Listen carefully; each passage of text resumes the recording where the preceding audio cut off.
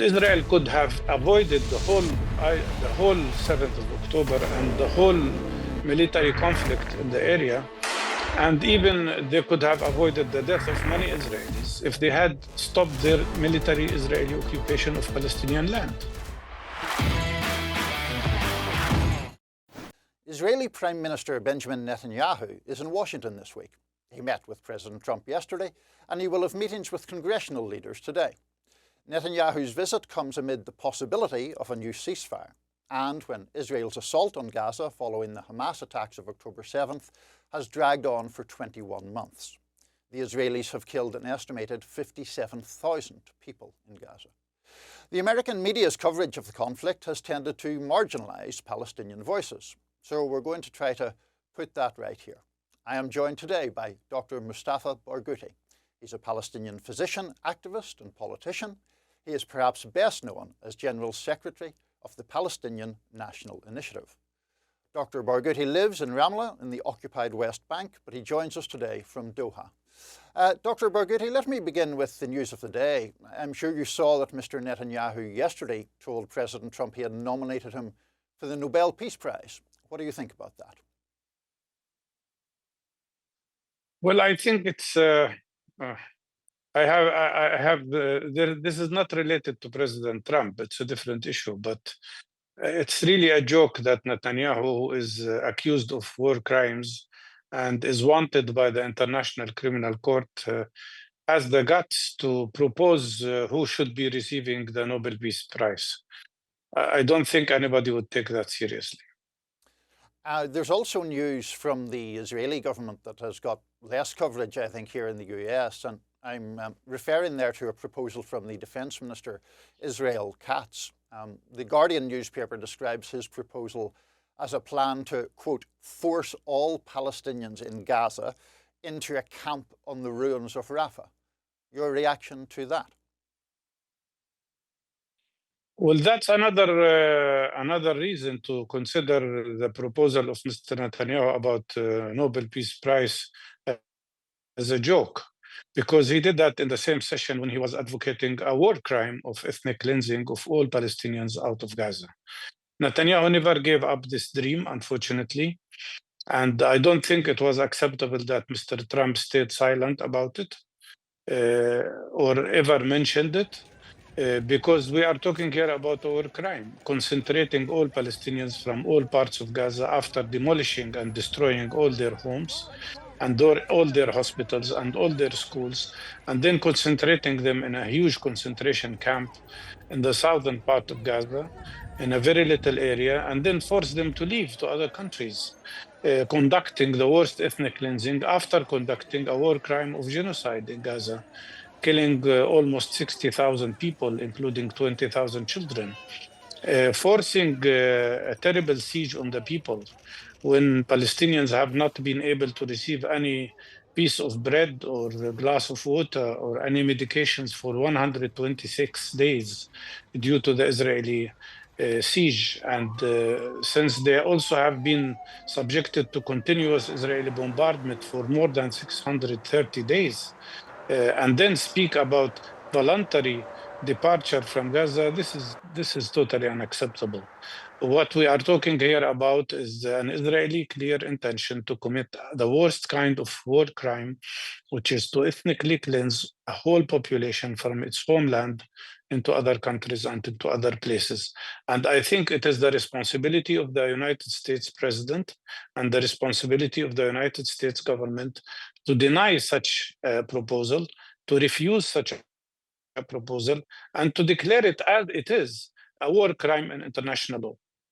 And what are we to make of the fact that both President Trump and, frankly, before him, President Biden, did not really take any of the kind of action that you're talking about to discourage or prevent what you consider war crimes from happening? That's a very dangerous thing for the United States of America, because in this case, if anything like that happens or continue to be planned, they will be accused of being complicit with a war crime, something that I don't think suits the United States of America or the American people. It is totally unacceptable in the 21st century to speak about complete and total ethnic cleansing of a whole people. And by the way, not only from Gaza, but also from the West Bank, where the Israeli illegal settlers are conducting terrorist attacks on the Palestinian population and have already forced more than 40 communities out of their places and forced them to leave their homes. And where the Israeli army itself has already evicted 45,000 people out of refugee camps. Refugee camps they've been living in since 1948, when Israel displaced them in the first place, when Israel was created. So repeating ethnic cleansing against Palestinian people is simply a war crime, and something that the Palestinian people will never accept. We will never accept to be ethnically cleansed one more time, as has happened in 1948. I take your point about the West Bank, and I think, frankly, the situation there also deserves more coverage than it's getting. But it's also, I think, understandable at the moment that there's a lot of focus on this idea of a new ceasefire in Gaza. How close do you think we are to any deal in that respect, and what are the hurdles to achieving it? It's hard to say. The negotiations are happening here in Doha. And up till now, we cannot speak about a particular result, but nobody speaks about a failure of negotiations. The negotiations are going on, and as the Qatari representative said, constructively. So I hope they would lead to a ceasefire, because I hope they would lead to alleviating this horrible suffering of the people in Gaza. Our medical teams in Gaza tell us that people are dying not only because of Israeli bombardment, which kills about 100 people every day, and all of them are civilians. And many of them are children and women. About 56% of those who are killed daily are women and children. And they are injuring more than 200 to 400 people also every day. Many of those injured will also die because there is no medical treatment for them. And the worst thing is that people are also dying from diseases.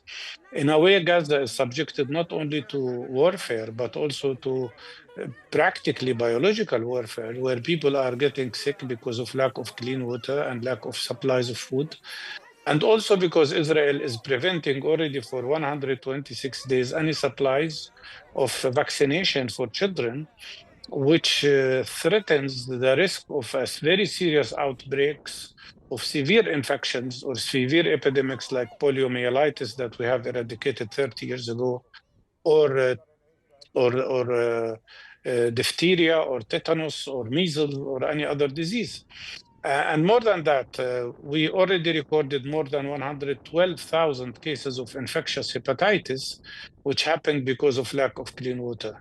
So people are dying from infections, dying from diseases, dying from the siege, and dying from starvation. So many children have already died because of starvation. 70,000 children are at risk of death now because of severe malnutrition, because of the Israeli blockade of Gaza.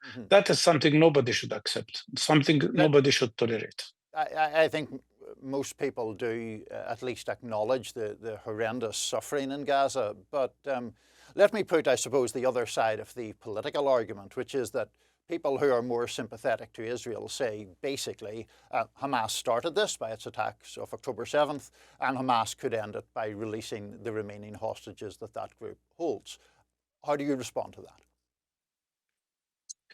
Well, 7th of October was a result, in my opinion, rather than a cause.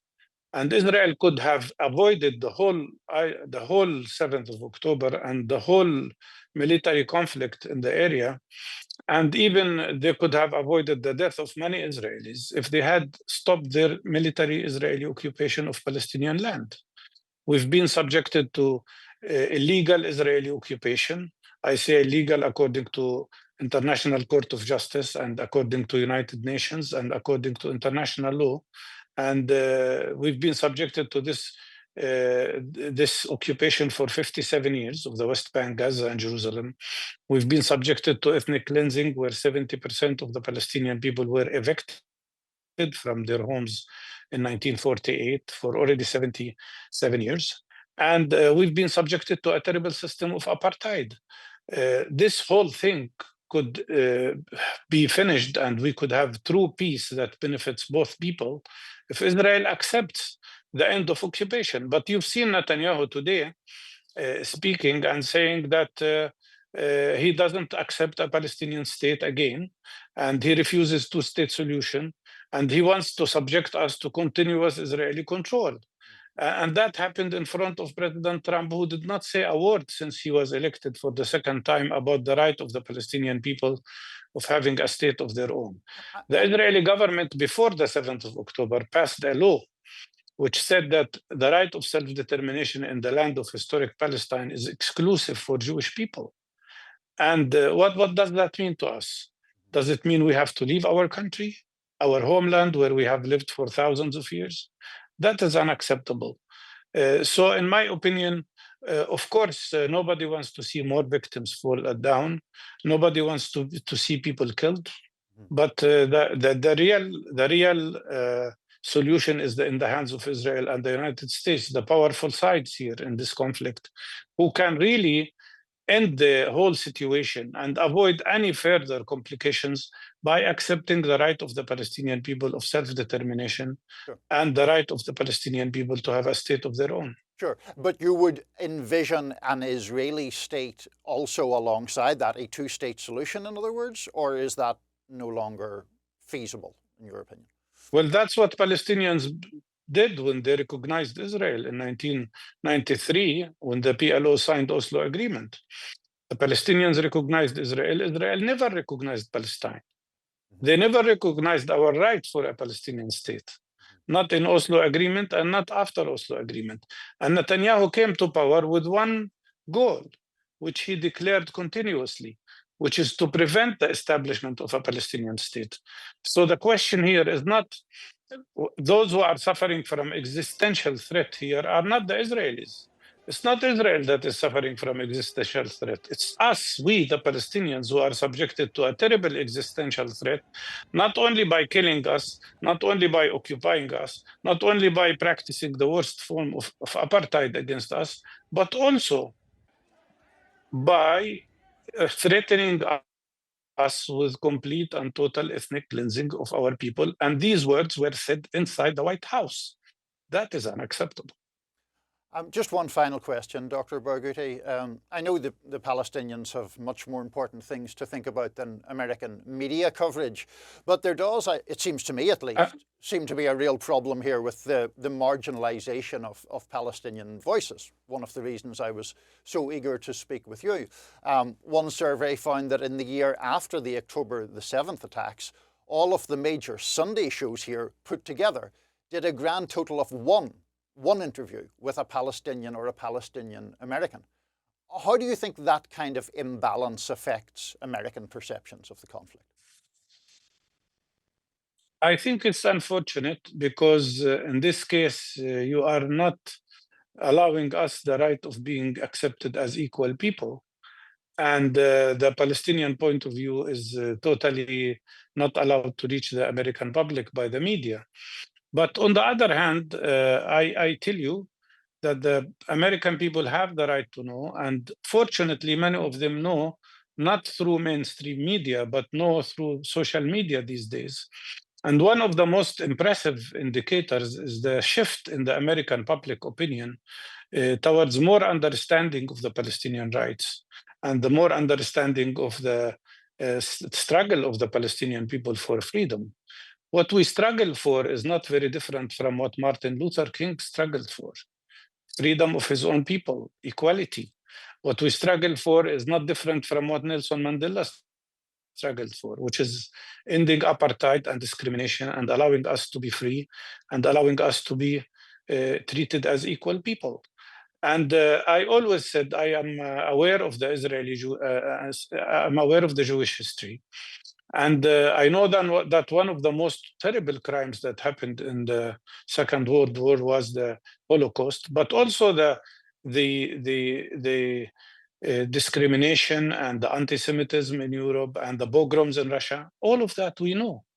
But we also know that all these crimes would not have happened only because of the crimes of those criminals who committed them, but also because of the cowardness of so many people who stayed silent about these crimes. And I'm sorry to tell you that we face today the same kind of cowardness towards the suffering of the Palestinian people, where so many people are silent about the terrible suffering we are subjected to. And by the way, regarding the issue of Israeli captives, you asked me whether they can be all released. I tell you, they can be released tomorrow, all of them, without exceptions, if Israel accepts to end the war and not just have a small ceasefire. End the war completely. That's the only condition that would allow not only the release of Israeli captives, but also the release of many Palestinian captives. By the way, this is one other indication of how there is lack of justice here.